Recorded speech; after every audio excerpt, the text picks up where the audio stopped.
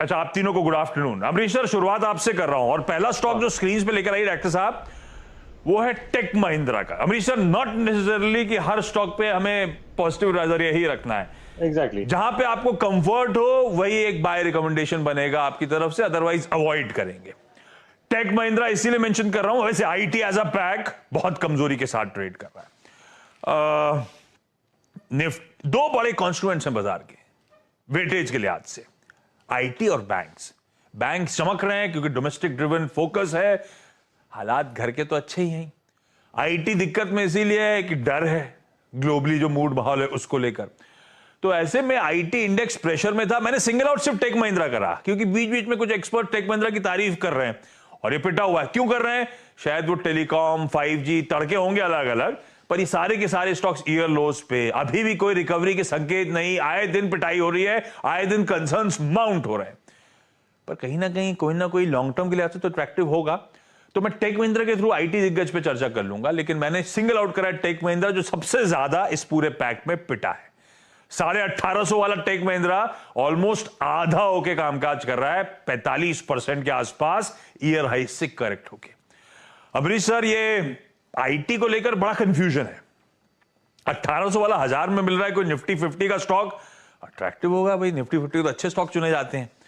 अब लेकिन कंफ्यूजन ये है कि वो ऐसे देखूं कि ये करेक्ट हो गया इसीलिए अच्छा है, या ये देखूं पीछे से बहुत चल गया था इसलिए अभी भी दिक्कत बनी हुई है, और सामने कोई अच्छी खबर दिख नहीं रही मुझे। वो कोई भी यूएस बोलता है रिसेशन में, यूके बोलता है रिसेशन में, यूरोप का दिक्कत अपनी जगह, और ये लोग बोल रहे हैं कि अब वो लोगों को फायर वायर करने लगे हैं, रख नहीं रहे, रिटेन नहीं कर रहे हैं, तो कुछ डर सा लग रहा है। आप लोगे क्या टेक महिंद्रा 45% नीचे? देखिए, डर तो है, इसीलिए ये स्टॉक करेक्ट किया है, आईटी ओवरऑल करेक्ट किया है, क्योंकि ये डर है, there is a I mean fear that आगे जाके ऑर्डर फ्लो ठीक रहेंगे कि नहीं। पर इतना करेक्ट करने के बाद, एंड स्पेशली लुकिंग एट जिस वर्टिकल में है, क्योंकि नियरली 40% ऑफ रेवेन्यू आता है उनका फ्रॉम टेलीकॉम सेगमेंट, और बाकी का आता है बीएफएसआई स्पेस, मैन्युफैक्चरिंग और रिटेल।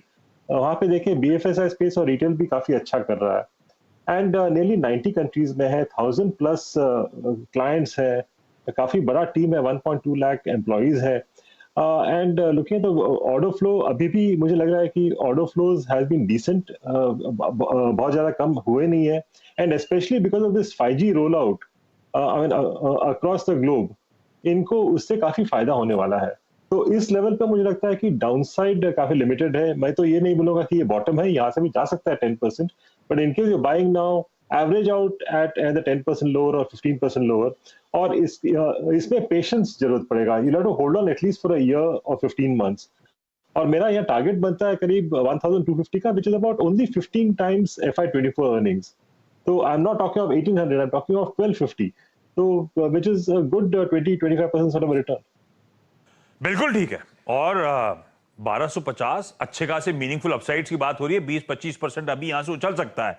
1800 तक जाने की प्रीवियस हाइज की तो बात छोड़ दीजिए, तो अच्छे लेवल्स पर है, गिर सकता है यहां से भी। अरे मार्केट करेक्ट होगा तो फिर आईटी कैसे बचेगा? पर यहां से बहुत ज्यादा गिरावट नजर नहीं आती, रिस्क रिवॉर्ड फेवरेबल है। थोड़ा सा समय देंगे तो आसानी से यहां पे 20-25% पैसा बन सकता है। 1250 तक के टारगेट्स होंगे अमरीश बालिगा सर के टेक महिंद्रा में।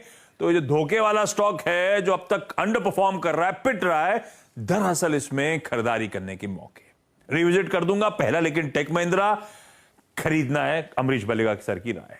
दोस्तों, अगर आप निफ्टी और बैंक निफ्टी में ऑप्शन ट्रेडिंग के जरिए कमाना चाहते हैं ढेर सारा पैसा, तो आज ही अपना अकाउंट धन के साथ खोलिए, जो कि ट्रेडर और इन्वेस्टर के लिए बना आज तक का सबसे सुरक्षित और एडवांस ट्रेडिंग प्लेटफॉर्म है। इसमें ऑप्शन ट्रेडिंग के लिए मिलेंगी बनी बनाई स्ट्रैटेजी, साथ ही लॉन्ग टर्म वेल्थ क्रिएशन के लिए एक्सपर्ट द्वारा बनाए गए विशेष पोर्टफोलियो में निवेश का मौका। और सबसे बड़ी खुशखबरी, यहाँ पर अकाउंट खोलने पर मिलेंगे आपको लाइफ टाइम फ्री AMC और ब्रोकरेज भी सिर्फ 20 रुपए, वह भी सिर्फ इंट्राडे और FNO ट्रेड्स पर। तो वीडियो के डिस्क्रिप्शन में जाइए और धन के साथ आज ही अपना life time free demat account open कराइए। खेमका सर, आपके पास आ रहा हूं। और दूसरा स्टॉक जो है ना, वो मेटल स्पेस से, और अच्छी पेडिग्री। मैंने कोशिश करी कि मेटल में तो न्यूज फ्लो भी बहुत स्ट्रांग हो गए थे, तो मैंने उस न्यूज फ्लो वाले को अब तक पचाने के लिए बाजार के लिए छोड़ दिया। हिंडाल्को सिंगल आउट करके लाया आज। ये स्टॉक साल के हाई 636 के, हिंडाल्को वहां से 36% गवा चुका है, यानी कि 1/3 वैल्यू गवा के बैठा हुआ है जब बाजार अपने ईयर हाइस पे खड़ा है। ये ऐसी कहानी नहीं है, कई सारे मेटल्स की यही कहानी है। पर ये अब इसमें याद रखिए, जब लॉन्ग टर्म बोल रहा हूं तो ये सिक्लिकल स्टॉक्स हैं। होता अगर खेमका सर कह रहे हैं तो ये साइकिल को प्ले करिएगा, ये बहुत ज्यादा लंबी अवधि के लिए नहीं। साइकिल जब टर्न होती है तो कोई मेटल स्टॉक बचता नहीं है। पर अभी कंफ्यूजन है साइकिल को लेकर, कहां बैठे हैं, किस पार्ट ऑफ द साइकिल पे हैं। कंफ्यूजिंग सिग्नल्स कभी चाइना से, ग्लोब से कंफ्यूजिंग सिग्नल्स आ रहे हैं। पर क्या मोतीलाल ओसवाल सिक्योरिटीज हिंडाल्को इस 1/3 करेक्शन के बाद अट्रैक्टिव समझता है या नहीं, ये समझ लिया जाए। खेमका सर, ये हिंडाल्को एट दीज लेवल्स ये अब तक तो धोखा दिया, धोखा कह दिया, बहुत वोलेटाइल, इसका जॉनर ही वोलेटाइल है। क्या करना है सर हिंडाल्को में? जी आशीष जी, आप अगर हिंडाल्को को देखें तो वो कमोडिटी क्षेत्र में है। एंड कमोडिटी जो ग्लोबल जो न्यूज़ फ्लोज चल रहे हैं, एक तो आपके चाइना की इश्यूज है, वहाँ ग्रोथ स्लो डाउन है, फिर आपके जो यूरोप में जो स्लो डाउन की बात चल रही है, यूएस के अलग चैलेंजेस है जो इन्फ्लेशन को लेकर, तो ये उसको लेकर थोड़ा सा प्रेशर कमोडिटीज़ में रहता है। बट अगर आप एल्यूमिनियम देखें तो, और उसमें स्पेसिफिकली अगर हिंडाल्को देखें तो ये लोग वैल्यू एडेड प्रोडक्ट्स में काफ़ी है, तो वहाँ पे साइकिल थोड़ी कम हो जाती है। तो उनकी जो फॉरेन सब्सिडरी है नोवेलिस, डेफिनेटली यूरोप के स्लोडाउन से उसमें थोड़ा सा नियर टर्म ग्रोथ चैलेंजेस आएगा। बट उनका मेजर बिजनेस है वो वैल्यू एडेड प्रोडक्ट्स है, जो बेवरेज कैंस बनाते हैं, तो वहाँ ऐसा बहुत ज़्यादा आपको साइकिल देखने को ना मिले।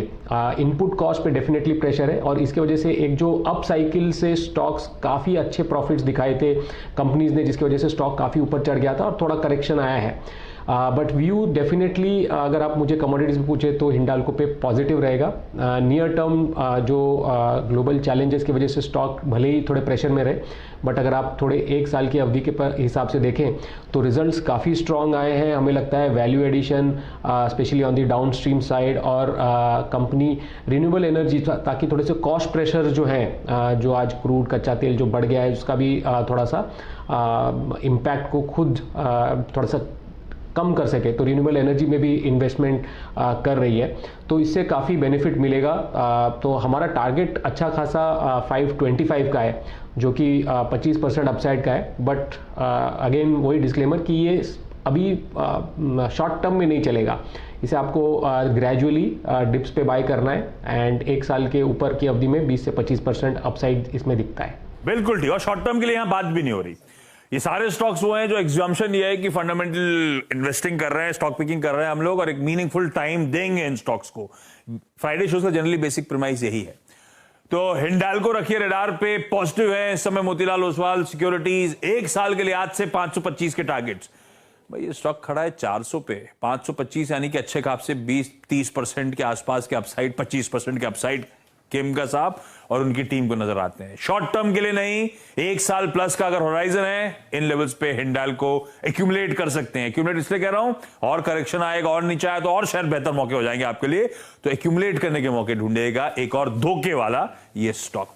होता सर एक और स्टॉक था, वो बीच में नैरेटिव ऐसा था कि हेल्थ केयर पे दाव लगाना है तो हॉस्पिटल से अच्छा है डायग्नोस्टिक कंपनीज, और वो पूरा पैसा चैनलाइज भी हेल्थ केयर में वो डायग्नोस्टिक की तरफ हो रहा था। गजब के मूव किसी डॉक्टर लाल ने, किसी मेट्रोपोलिस ने दिए। ये मैं सिर्फ डॉक्टर लाल क्योंकि सेक्टर लीडर है उसके साथ चलता हूं, क्योंकि सब एक्सपर्ट को फंडामेंटली ज्यादा पसंद हमेशा से डॉक्टर लाल आया था। तो डॉक्टर लाल पैथलैब स्क्रीन पर आएगा आपके, साल के हाई से ऑलमोस्ट 40% नॉक्ड ऑफ। 4,000 रुपए प्लस के साल के हाईज हुआ करते थे और 30% वहां से नीचे कामकाज करता हुआ। कंसर्न्स थे, कंसर्न्स बहुत प्रोफाउंड थे, नए प्लेयर्स की एंट्री, हॉस्पिटल चेन्स खुद भी डायग्नोस्टिक स्पेस पे, वो टाटा 1mg ने डिस्ट्रप्टिव प्राइसिंग करी, उसके बाद बहुत करेक्ट हुए। और होता साहब हम लोग तो आज भी वो टेस्ट करा ही रहे हैं, डायग्नोस्टिक कंपनीज के दरवाजे खटखटाते रहते हैं, तो धंधा तो पेरेनियल है। ये 40% नीचे अट्रैक्टिव हुआ कि नहीं हुआ डॉक्टर लाल, मैं कंफ्यूज हूं। अच्छा खासा गिरा हुआ है, पर दूसरी तरफ ये डिस्ट्रप्टिव प्राइसिंग सरदर्द, मैनेजमेंट अभी भी कॉन्फिडेंट है पर वो स्क्रीन कॉन्फिडेंस नहीं दिखा रही।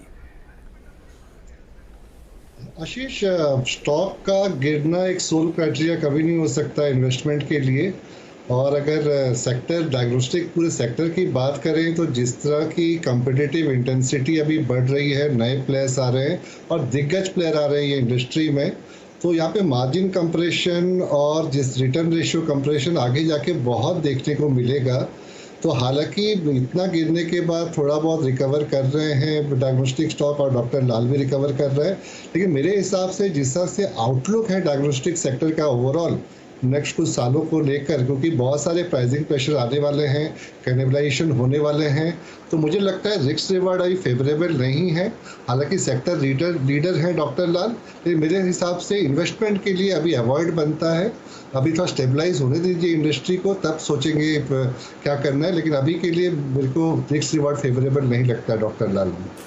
बिल्कुल सही, ये बिल्कुल ठीक है। हम रिटेल की आदत है होता था, वो ऊपर से गिरता है तो हमें लगता है यार ये वापस तुम्हारा चला जाएगा, तो अट्रैक्टिव हो गया है। तो ये एक सिंगल क्राइटेरिया नहीं हो सकता। ये जो करेक्शन स्क्रीन पे दिख रहा है, गिर गया है तो ले लो, गिरा है तो किसी वाजिब रीजन से है, और वो रीजन अगर जब तक सबसे खत्म नहीं होते तब तक ये चलेगा नहीं। वो कॉम्पिटिटिव इंटेंसिटी जस की तस बनी हुई है, दिक्कतें उतनी ही हैं। कई सारी फार्मास्यूटिकल कंपनीज भी डायग्नोस्टिक स्पेस में रोज रोज अपडेट्स दे रही हैं, ल्यूपिन जैसी। ध्यान रखिएगा, बहुत एग्रेसिव कंपटीशन इस स्पेस में, और ये सब मानते हैं जो प्रीवियस मार्जिन्स कमांड करते थे सेक्टर की कंपनीज, अब आगे नहीं देखने को मिलेगा। यही प्राइस डिस्काउंट भी कर रहा है। डॉक्टर लाल पैथ लैब्स अवॉइड है। मैं क्विकली, अब मैं शायद ज्यादा समय ले रहा हूं, मैं क्विकली 2-3 स्टॉक निपटा के ब्रेक में जाना चाहता हूं। अमृतसर बीपीसीएल साल के हाई से 33% नीचे। कुछ प्रीमियम आया होगा क्योंकि डाइवेस्टमेंट होना था, वो प्रीमियम हटा है क्योंकि डाइवेस्टमेंट क्लियरली टल चुका है। पर डिविडेंड डेवलप करने गजब की कंपनियां हैं ये सब की सब। अब वो प्रीमियम वाइप आउट हुआ है तो क्या बीपीसीएल अट्रैक्टिव हुआ है क्या? हालांकि ओएमसीज भी मेटल के भाई हैं, उसी तरह से वोलेटिलिटी, उसी तरह से सिक्लिकल प्लेज, अजीबोगरीब कहानी इन लोग की। आप लोग रखना पसंद करते हो पोर्टफोलियो में क्या? बीपीसीएल लेवल्स पे रखोगे क्या? इस लेवल पे रखूंगा और लूंगा भी, क्योंकि जो करेक्शन में देखा था it was because of withdrawal of that surging stake, जिसके बारे में लास्ट 1.5 साल से बात कर रहे थे। स्टॉक बढ़ गया था उसके कारण। And at the same time crude oil prices जो शूट अप हुए थे, रिटेल प्राइसेस उस हिसाब से बढ़े नहीं थे because of fear of inflation, तो because of which margins were under pressure. पर BPCL is the second largest OMC, operate करता है करीब 19,000 रिटेल आउटलेट्स, और अभी हम लोग देख रहे हैं कि ब्रेंट प्राइसेस कम हो रहे हैं, बट मुझे लगता है कि रिटेल प्राइसेस उस हिसाब से कम नहीं करेंगे government, because there was a loss of margin in the last 6-8 months, उसको मेकअप करना पड़ेगा। At the same time, BPCL is also going for major expansion. बिना रिफाइनरी का एक्सपेंशन कर रहे हैं to 11.5 million tons from 7.8. Brazilian field भी उन लोग अभी शुरू करेंगे the next 3 years. वहां भी कैपेक्स है करीब 1.6 बिलियन का। तो काफी कॉन्फिडेंस है इस सेगमेंट में for the management, and this should give good returns over the next possibly 2-3 years. और यदि स्ट्रेटेजिक सेल फिर से उन लोग बात करते हैं, रिवाइव करते हैं, तो that be an added trigger. तो इस लेवल से भी मैं बोलूंगा कि ज्यादा डाउनसाइड नहीं है। ईपीएस एक्सपेक्टेड करीब 43.5-44 का है for FY24। Even with 9P इसका टारगेट बनता है 390 का, तो इस लेवल पे लेना ही चाहिए। 2-3 साल का टाइम होराइजन, और इस बीच अगर वो स्ट्रेटेजिक सेल की बात फिर से तूल पकड़ी तो और एडेड बेनिफिट, उसको हटा भी दें तो भी 390 के लक्ष्य यहां से नजर आते हैं। बीपीसीएल खरीदारी करने के मौके। होता साहब HDFC लाइफ, डायरेक्टर साहब स्क्रीन पे क्विकली लेकर आइएगा। ये life insurance space attractive, HDFC का ब्रांड नेम, ऐसा सबने बोला था तो सबने एक्यूमुलेट करा। अभी ये 25-30% साल के हाई से करेक्ट हो गया है। इसके पीयर सेट इससे बेहतर परफॉर्म करके दे रहे हैं। HDFC लाइफ लेना है कि नहीं लेना होता साहब इस गिरावट में? दोस्तों, अगर आप निफ्टी और बैंक निफ्टी में ऑप्शन ट्रेडिंग के जरिए कमाना चाहते हैं ढेर सारा पैसा, तो आज ही अपना अकाउंट धन के साथ खोलिए, जो कि ट्रेडर और इन्वेस्टर के लिए बना आज तक का सबसे सुरक्षित और एडवांस ट्रेडिंग प्लेटफॉर्म है। इसमें ऑप्शन ट्रेडिंग के लिए मिलेंगी बनी बनाई स्ट्रैटेजी, साथ ही लॉन्ग टर्म वेल्थ क्रिएशन के लिए एक्सपर्ट द्वारा बनाए गए विशेष पोर्टफोलियो में निवेश का मौका। और सबसे बड़ी खुशखबरी, यहाँ पर अकाउंट खोलने पर मिलेंगी आपको लाइफ टाइम फ्री AMC और ब्रोकरेज भी सिर्फ 20 रुपए, वह भी सिर्फ इंट्राडे और FNO ट्रेड्स पर। तो वीडियो के डिस्क्रिप्शन में जाइए और धन के साथ आज ही अपना life time free demat account open कराइए। डेफिनेट बाय बनता है लॉन्ग टर्म के लिए HDFC लाइफ। इतना अंडर पेनिट्रेटेड मार्केट है इंडिया, लॉन्ग टर्म बहुत बड़ा रनवे है ग्रोथ के लिए।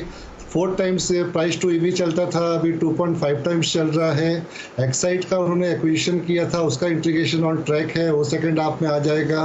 मैनेजमेंट का आउटलुक पॉजिटिव है, प्रोडक्ट मिक्स अच्छा हो रहा है, वीएनबी मार्जिन इंक्रीज हो रहे हैं, तो सब ट्रिगर्स हैं इसके लिए यहाँ से आउट परफॉर्म करने का नेक्स्ट 12 मंथ्स में।